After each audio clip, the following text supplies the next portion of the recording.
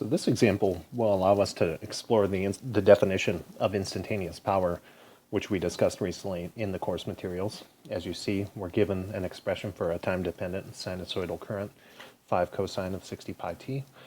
Additionally, we're told that this current flows into the positive terminal with respect to its voltage of some unknown component. And we're told that the voltage is related to the provided current in terms of its derivative, specifically 3 di dt. So we have a voltage related to the derivative in time of a current function. Just as a bit of foreshadowing, you'll recall that a type of component which obeys that current and voltage relationship is referred to as an inductor. But that's not necessary for this problem. We're only asked to find the instantaneous power delivered at 3 milliseconds.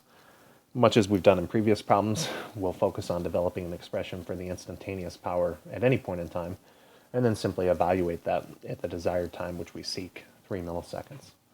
So by the passive sign convention, which we discussed within the course material, since the current is flowing into the positive voltage terminal of the component, we can write the instantaneous power, P of t,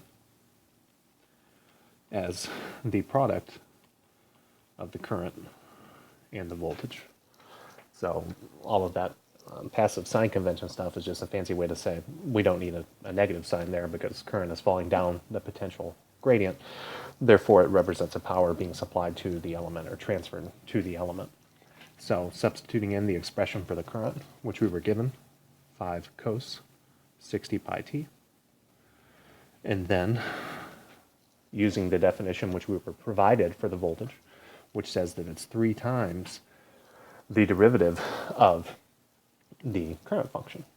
So in terms of calculating that derivative, I guess we'll put everything inside parentheses here to show that we're taking the derivative. This is a chain rule type problem. Recall that the derivative of cosine is negative sine. The constant can just stay out in front by linearity. So I'll write negative coming from the derivative of cosine, 5, which was the constant which was there when I started, times the sine of, leave the argument alone, 60 pi t. And then by the chain rule, multiply by the derivative of the argument of the function, which is linear, 60 pi t, would have a derivative of 60 pi. So just grouping my terms here, you'll notice I have a bunch of constants going on. I have the negative, which I'll put out in front. I have the first 5. I have a 3. I have an additional 5. And I have a 60 pi. And that's all multiplied by the time-dependent component of my work, which is cosine of 60 pi t sine 60 pi t. So if you do some computations and actually determine what the product of those coefficients are, you'll find that it's minus 4,500 pi multiplied by cosine 60 pi t sine 60 pi t.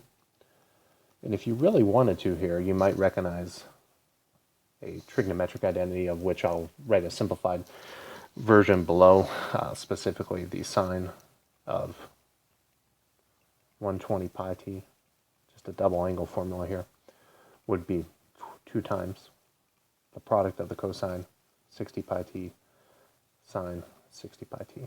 So you could do some substitution if you were really interested and move from there. But no specific need in this problem since we only seek the value at one particular point in time. So doing that,